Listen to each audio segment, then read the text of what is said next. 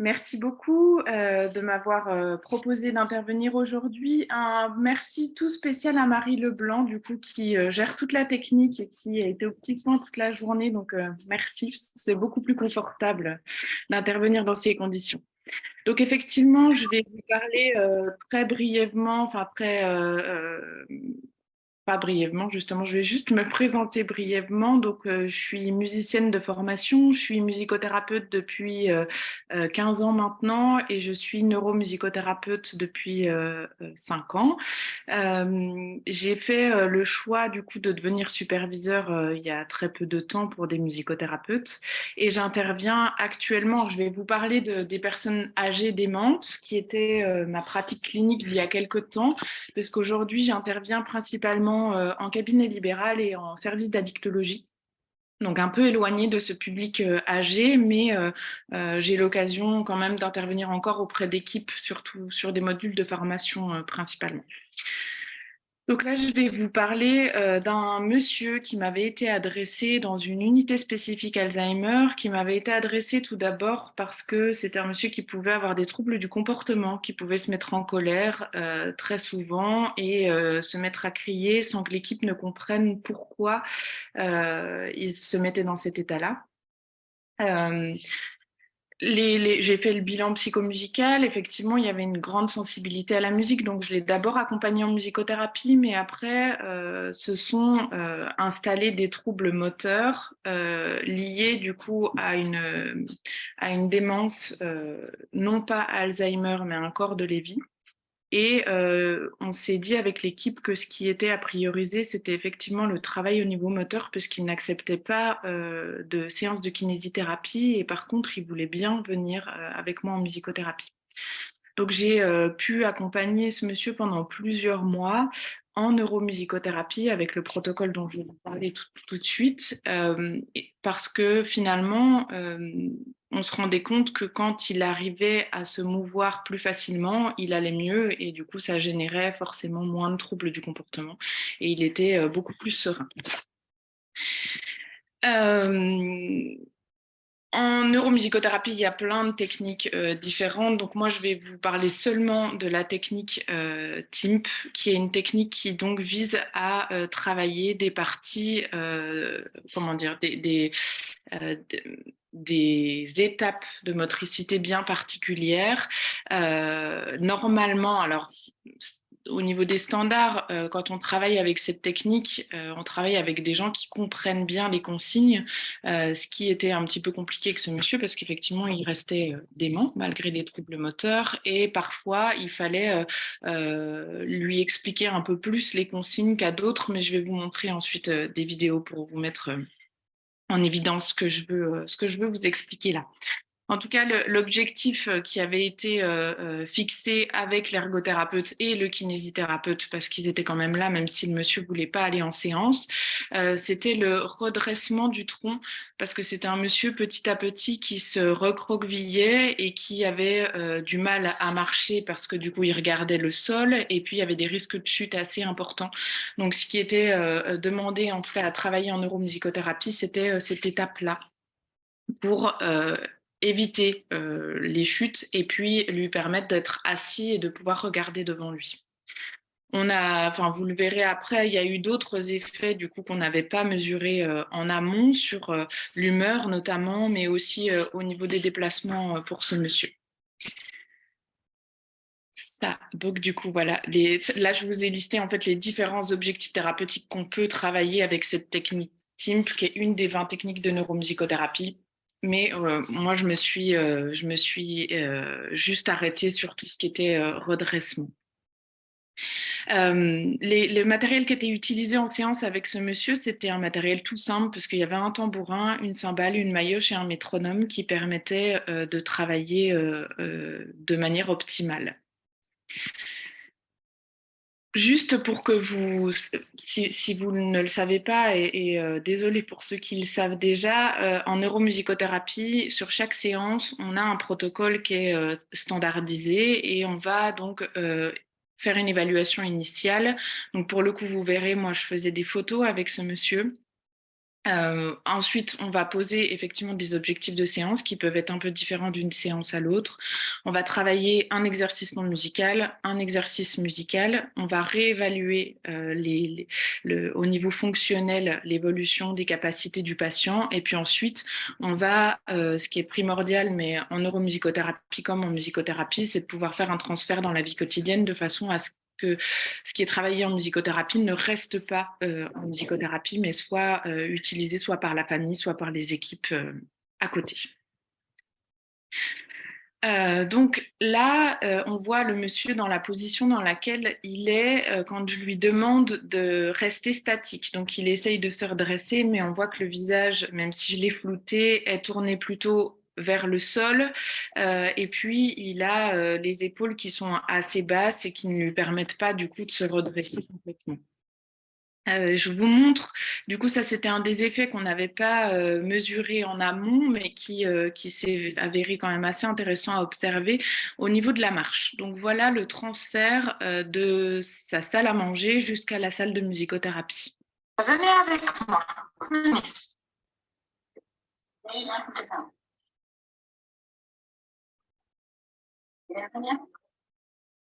Donc on voit que le pas est hésitant, c'est des petits pas, c'est assez saccadé. Et puis au niveau, on ne le voit pas du coup au niveau des épaules, mais on a la même position que sur la photo, donc c'est-à-dire qu'il regarde absolument pas où il va, mais où il met les pieds. Ensuite, du coup, on arrive en séance de musicothérapie.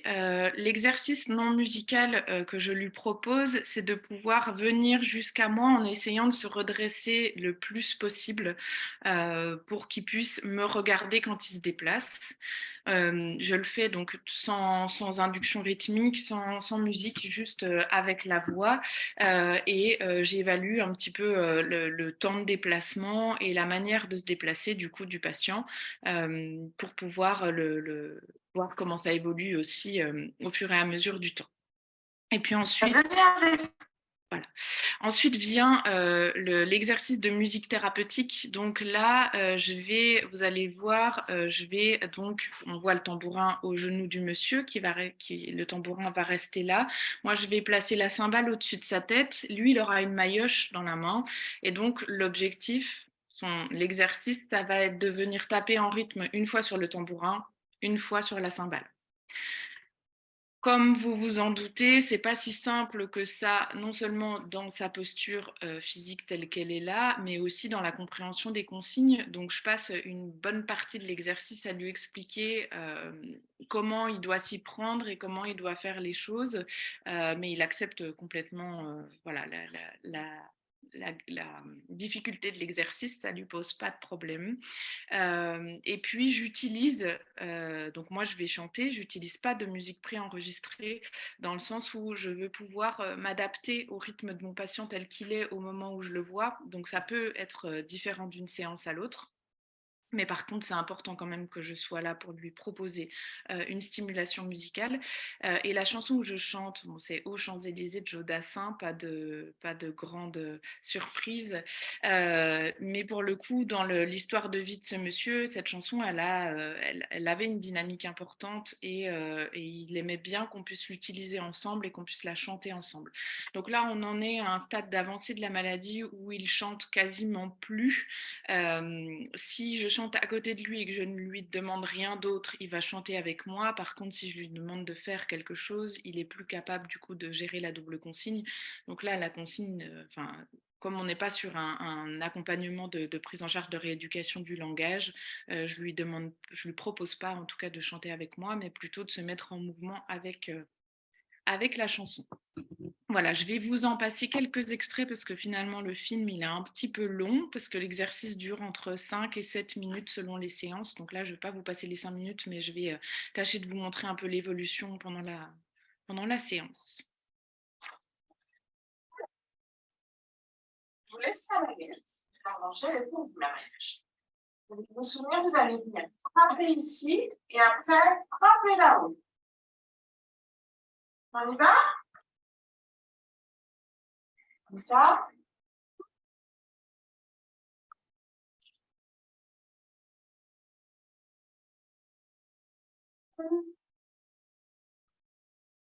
Oh,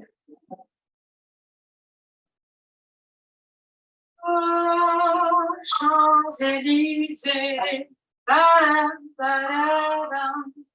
Oh, Champs-Élysées, badam, badadam.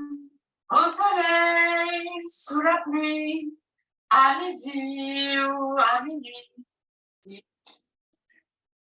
Voilà, au départ, je suis obligée de l'accompagner pour lui faire comprendre, pour faire la consigne, enfin, me mettre en mouvement avec lui pour qu'il comprenne la consigne. Et puis ensuite, il va être un peu plus autonome dans l'exercice. Vous pouvez taper là-haut. On dirait à l'église. Ouais, c'est vrai.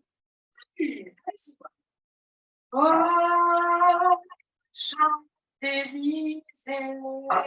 Padam, padam. Ouais, c'est génial, allez-y. Oh, Champs-Élysées. Padam, padam. Ok, allez-y encore. Au soleil, sous la pluie, à midi ou à minuit. Oui, oui, il y a tout ce que vous voulez aux Champs-Élysées. Champs-Élysées. Oui, une fois que vous êtes en haut, vous repartez en bas. Oh, Champs-Élysées, il y a tout ce que vous voulez. Voilà, donc en fait, au fur et à mesure des séances, là, vous voyez une seule séance, donc on est sur un rythme qui est plutôt lent au niveau du tempo global. Ça va s'accélérer au fur et à mesure des séances de manière naturelle, hein, non contrôlée de ma part, mais plutôt contrôlée par le patient, ce qui montrera aussi de plus en plus d'évolution sur les pré-tests, donc la première photo que vous avez vue tout à l'heure, où le tronc sera naturellement redressé. Et ce qui était intéressant à observer pour l'équipe, c'est que finalement, quand il me voyait arriver dans le service, il se redressait. Voilà, il avait pris l'habitude, quand il me voyait, de pouvoir se redresser naturellement, instinctivement. Ensuite, à la suite, du coup, je pouvais lui proposer un temps de verbalisation et aussi un temps de réévaluation. Du coup, je venais réévaluer la posture, voir comment ça avait évolué dans la séance. Et ensuite, je pouvais échanger avec les équipes pour essayer de travailler la stimulation rythmique aussi, qui est une autre technique de neuromusicothérapie au quotidien, pour lui permettre d'améliorer aussi la marche et le mouvement de manière globale. Juste pour finir sur cette séance, que vous voyez un peu le post-test, du coup, voilà comment ce monsieur se tient à la fin de la séance. Donc on voit que le visage, alors les épaules sont plus redressées, même si ce n'est pas l'idéal. Après, ce monsieur souffrait aussi d'arthrose, donc ne pouvait pas se redresser davantage. Mais par contre, on voit qu'au niveau de l'orientation du regard, c'est beaucoup plus haut. Et il a pu me verbaliser lors d'une des dernières séances que j'ai faites avec lui que c'était plus confortable pour lui parce qu'il pouvait enfin regarder les soignants dans les yeux et non pas au niveau du torse ou du nombril. Donc c'était plus simple aussi pour lui. Et au niveau de la marche, donc l'effet qu'on n'avait pas imaginé au départ, voilà ce qu'on observe à la fin de la séance.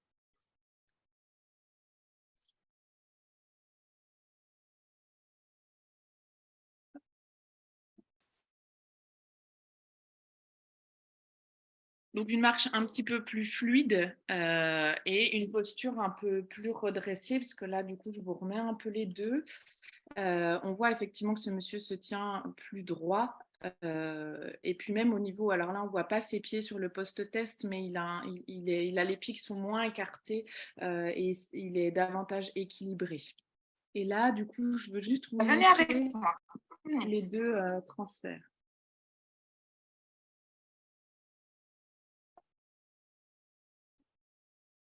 Et on a même sur le post-test, c'était pas voulu, mais on a ce fameux passage qu'on redoute tous quand on travaille auprès de personnes âgées démentes, les changements de sol, les changements de texture et les changements de hauteur. Pour le coup, on voit qu'ils passent cette difficulté sans aucun problème, sans appréhension. Et on voit aussi du coup que le fait d'être redressé au niveau du tronc lui permet d'avoir les mains dans le dos, alors que sur la première vidéo, c'est pas possible pour lui. Voilà. Je l'ai fait très vite parce que c'est pas simple de gérer le distanciel alors que c'était prévu en présentiel. Voilà, si vous avez des questions par rapport à ce que j'ai pu vous dire, j'y répondrai avec plaisir. Merci beaucoup.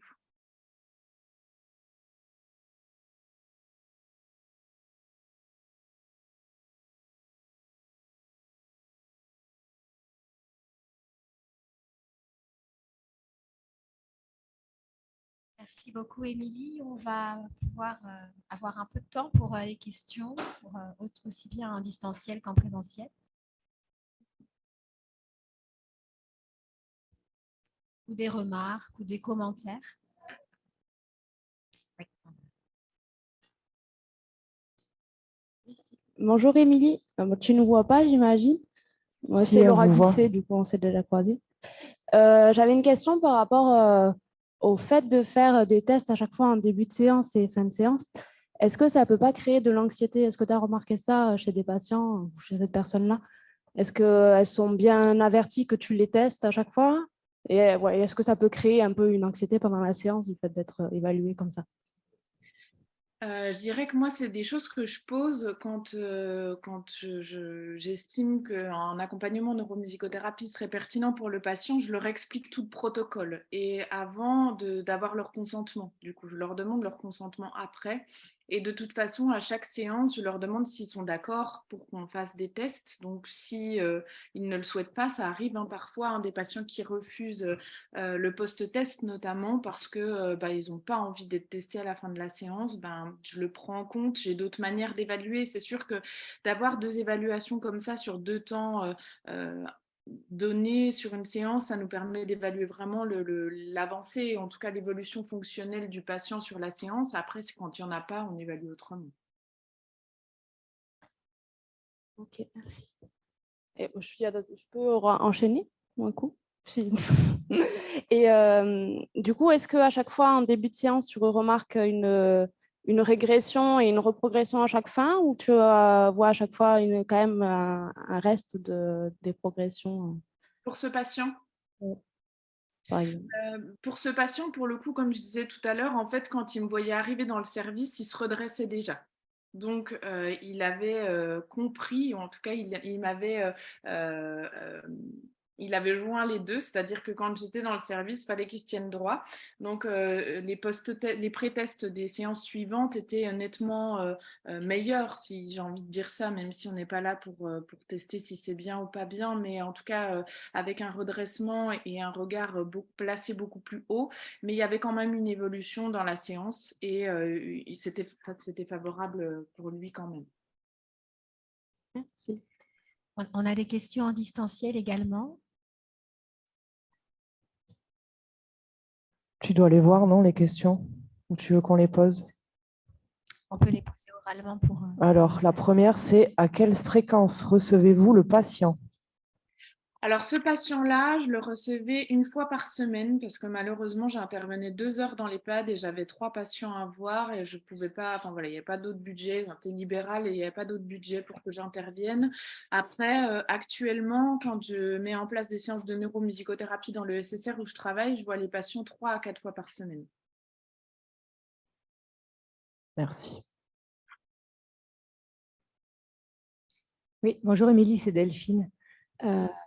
Juste une question, la chanson est-ce que tu utilises du coup la chanson des Champs-Élysées à chaque fois? Est-ce qu'à chaque fois tu utilises cette chanson ou que tu changes? Avec ce patient? Oui, avec ce patient. Avec ce patient, j'ai essayé d'autres chansons. Tout d'abord, pour moi, pas me lasser de celle-là, mais il était pas aussi actif sur d'autres chansons. Celle-là avait vraiment il y avait vraiment un attachement affectif pour cette chanson et je pense que tout comme il avait associé mon visage avec le fait de se redresser, je pense qu'il avait associé les séances à cette chanson aussi. Et puis après la démence évoluant, de toute façon, c'était plus compliqué pour lui d'être accompagné en neuromusicothérapie, donc j'ai gardé cette chanson. D'accord. C'est une vraie question que je me pose à chaque fois sur effectivement ces techniques. C'est est-ce qu'on garde effectivement la chanson type ou est-ce qu'on qui peut finalement devenir au fur et à mesure des séances se lasser, mais bon.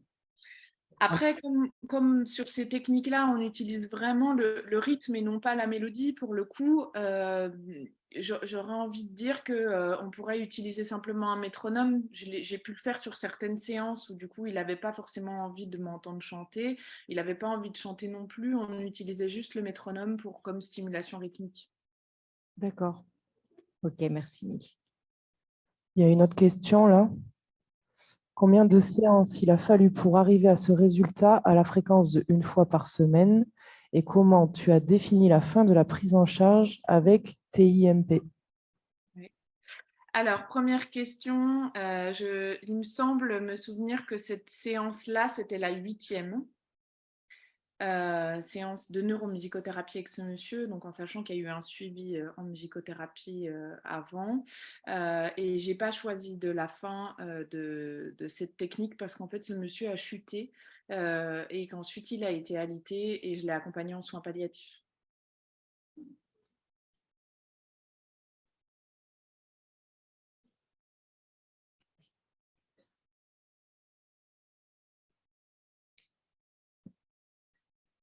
On a le temps encore Merci. pour d'autres questions, n'hésitez pas. D'autres mains qui se lèvent?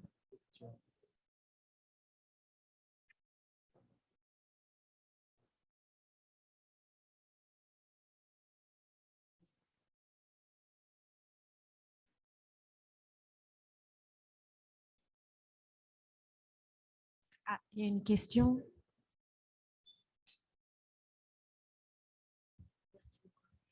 Bonjour, oui, moi j'aimerais savoir ce que vous avez transmis justement de ces séances-là aux équipes ou à la famille de ce monsieur. Vous parliez voilà, de cette nécessité dans le protocole des séances d'en transmettre quelque chose aux autres personnes qui accompagnent le patient. Alors à la famille, il n'avait pas de famille, donc j'ai rien transmis. En revanche, aux équipes, j'ai pu leur faire des retours sur comment il était possible de lui permettre d'être plus droit, de se redresser, sur quelle du coup base je me fixais, enfin, je me posais. Donc je leur donnais, après les équipes avec lesquelles je travaille ont souvent un métronome parce que je fais acheter ça par l'institution. Et donc, du coup, elle pouvait, entre deux séances, quand lui acceptait, mettre le métronome de façon à ce qu'il puisse se redresser davantage. Et c'est comme ça qu'on a pu travailler, notamment, et lui améliorer notamment les temps de repas, parce que sinon, clairement, il avait la tête dans l'assiette.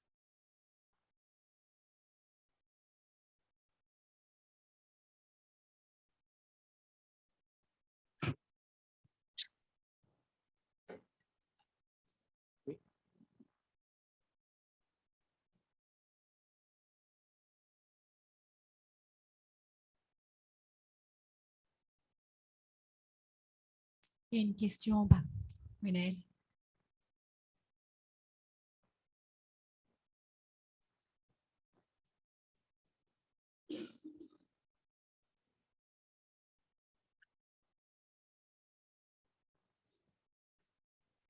Bonjour.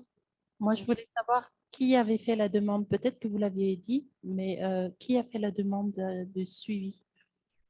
C'est les équipes. Quand effectivement le monsieur, je l'ai dit mais très brièvement tout à l'heure, en fait ce monsieur était normalement adressé à un kiné et il refusait les séances de kiné, donc l'équipe a proposé en fait que je puisse moi faire évoluer le suivi en musicothérapie, en suivi en neuromusicothérapie. Et est-ce que vous l'avez fait systématique, enfin, est-ce que vous l'avez fait déjà auprès d'autres patients ou bien c'est le premier? Cette technique ou la bascule entre les deux?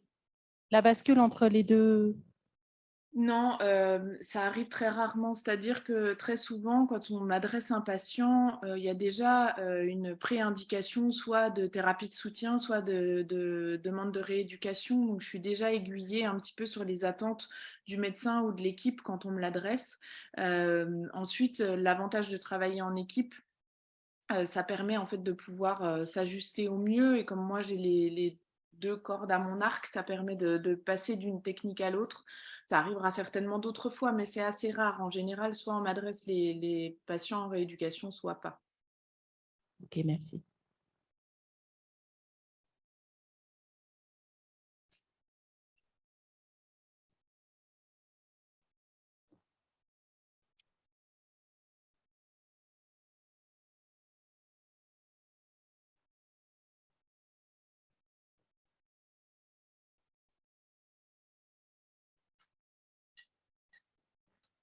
Oui, il y a une question dans la salle. Bonjour. Vous avez pu dire que vous avez pu nous témoigner du lien affectif qu'avait ce monsieur avec cette musique. Si je me souviens bien aussi, au début de votre présentation de cette situation clinique, c'est à propos de ce monsieur que vous évoquez des cris. Oui. Si, oui. Et je crois me souvenir aussi d'un de ses propos, comme quoi il pouvait maintenant regarder les soignants. Ma question porte alors sur finalement la, l'origine de ce trouble psychomoteur, euh, ce qu'il en est de la valence affective et ce qu'il en est de la valence neuropsychologique. Je me demande ce qu'il en est, même si j'ai bien entendu que le dispositif neuromusicothérapeutique porte sur les fonctions exécutives. Je me questionne quant au transfert aussi qui se joue dans la relation soignant-soigné. Et je me demande, in fine, est-ce que le fait qu'ils puissent maintenant regarder les soignants, est-ce que ça pourrait aussi venir témoigner d'un lien ou de quelque chose, d'un sentiment de sécurité ou de fait de pouvoir regarder, d'être regardé? Je suis un peu dans cette question-là. Merci. Alors déjà, pour l'origine des troubles, pour le coup, c'est les troubles dus à la maladie à corps de Lévy, la démence à corps de Lévy, hein. On voit qu'il y a des troubles cognitifs qui s'installent, mais également des troubles au niveau moteur. Donc ça, pour cette question-là. Ensuite, pour le reste, je dirais que pour le coup, effectivement, le fait de pouvoir regarder les soignants, bah, ça permet de pouvoir être considéré aussi ou de considérer l'autre, de pouvoir être davantage dans le lien, de pouvoir être ensemble, de pouvoir communiquer de manière directe, non verbale aussi. Et forcément, il y a des impacts sur au niveau relationnel de toute façon. Après, moi, je ne suis pas allée sur de l'analyse plus poussée à ce niveau-là, dans le sens où je travaillais en rééducation et du coup, je n'ai pas pris le temps de me poser toutes ces questions-là. Était-il un monsieur triste? Était-il un monsieur en lien avec d'autres patients? Euh, Non, c'est un monsieur, oui, qui est très triste, qui pouvait pleurer d'ailleurs quand il prenait conscience du fait qu'il chutait beaucoup, du fait qu'il n'arrivait pas à nous regarder dans les yeux. Il était gêné de nous regarder au niveau de la poitrine. Il pouvait être très déprimé. Ensuite, est-ce qu'il est en lien avec les autres patients? Non. Parce que les autres patients de cette unité étaient des patients grandement déments avec très peu de capacité de communication verbale ou non verbale, et donc il était plutôt assez replié sur lui-même. Merci. On a une autre question là-bas, Lara.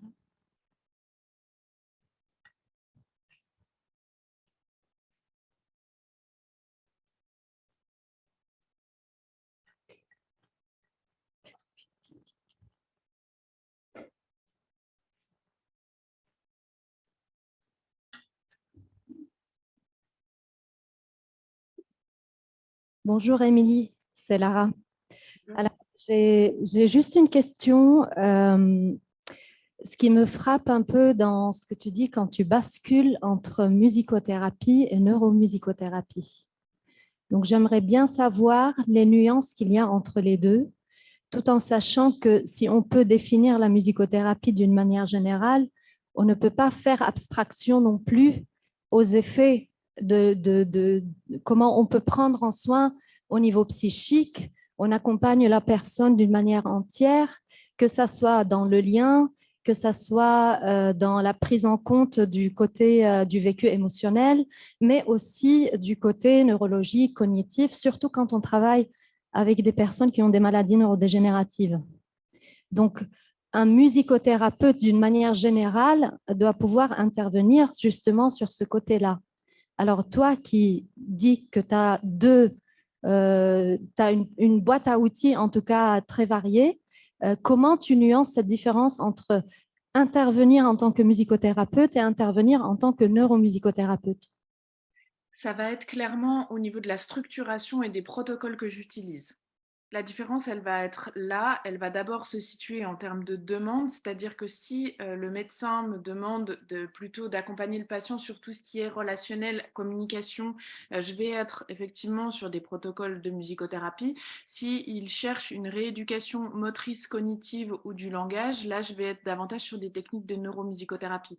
Ensuite, par contre, je reste la même personne, c'est-à-dire qu'effectivement, je prends le patient tel qu'il est dans sa globalité, mais le protocole que je vais utiliser au niveau de mes séances ne sera pas du tout le même. Et ensuite, les évaluations standardisées ou non que je vais pouvoir faire, je vais davantage les réserver en neuromusicothérapie de manière très régulière. En musicothérapie, je vais évaluer, mais plutôt sur le côté qualitatif et pas fonctionnel. La grosse différence que je ferai entre les deux, du coup.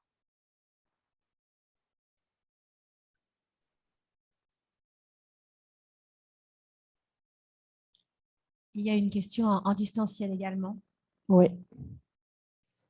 Alors, y a-t-il eu des répercussions sur ces autres symptômes de démence à corps de Lévy, hallucinations par exemple? Pas à ma connaissance. Non, pas à ma connaissance.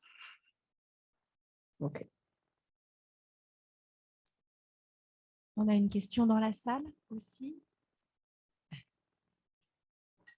Et Marie qui prend le relais, c'est bon Daniel. Merci. Bonjour Émilie, c'est Alessia. Merci pour ta présentation. Moi, ce n'était pas une question, c'était juste une réaction par rapport à l'intervention de Lara, par rapport à la musicothérapie et la neuromusicothérapie. Et je voulais réagir un petit peu sur ce côté neuromusicothérapeute et musicothérapeute. Je trouve que c'est important, en fait, je trouve que c'est dangereux de parler de neuromusicothérapeute. On est en fait musicothérapeute et on utilise différents outils, différentes méthodes, dont la neuromusicothérapie. Et je pense que c'est un peu ce que tu fais dans ta pratique, hein, que tu es avant tout musicothérapeute, mais que tu utilises en fait différents outils, tout simplement, en fonction des objectifs de soins. Mais je pense que c'est un petit détail de langage qui est important et qui peut en fait amener à des clivages un petit peu dans les pratiques. Il faut être un peu vigilant à ça, quoi, de ne pas parler de... Voilà, on n'est pas neuromusicothérapeute, on est musicothérapeute. Il est évident que dans ma pratique, j'englobe les deux parce que je suis d'abord musicothérapeute avant de m'être formée en neuromusicothérapie et ensuite je défends, je pense, chaque jour la musicothérapie avec tout l'arc-en-ciel qu'elle peut posséder. Donc, loin de moi l'idée de vouloir créer une scission, et on le verra demain matin lors de la table ronde que j'animerai avec Isabelle Repincé. Au contraire, moi je trouve que c'est très important, tout comme ne pas faire, si on le prend sur une autre profession, ne pas faire de distinction, enfin, en tout cas de clivage entre psychologie clinique et neuropsychologie. Pour moi, c'est exactement la même chose, c'est-à-dire que c'est complémentaire. On n'intervient pas sur les mêmes choses de la même façon, mais effectivement, ce sont deux façons d'entrevoir les choses de manière différente.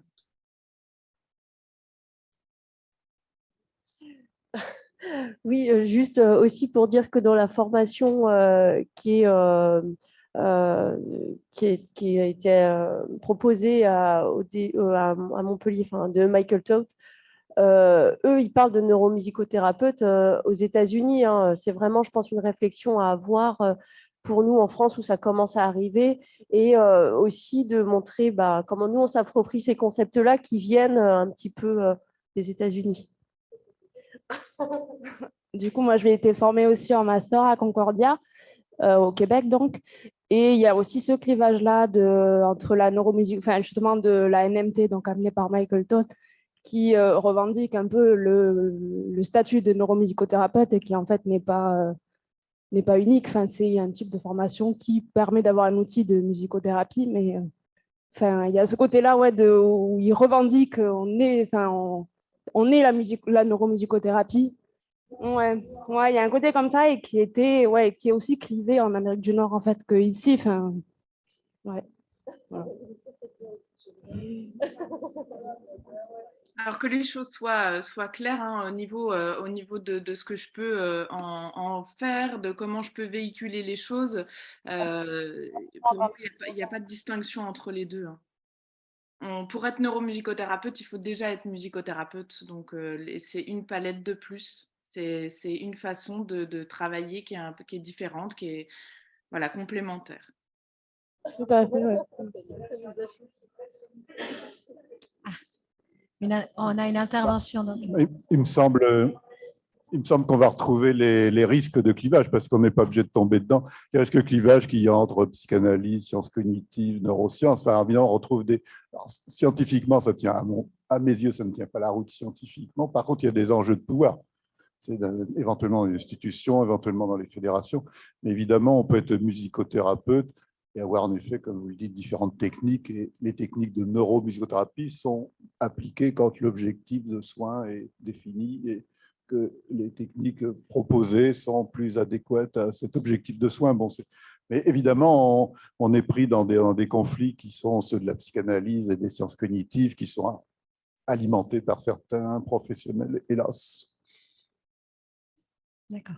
Alors, merci beaucoup pour ces précisions et ces précisions qui permettent d'avoir une vision intégrative ou plurielle. Hein. C'est vrai qu'on peut le nommer l'un ou l'autre. Voilà, merci pour ces précisions. On va passer peut-être à... Merci, Émilie, pour ton intervention et pour...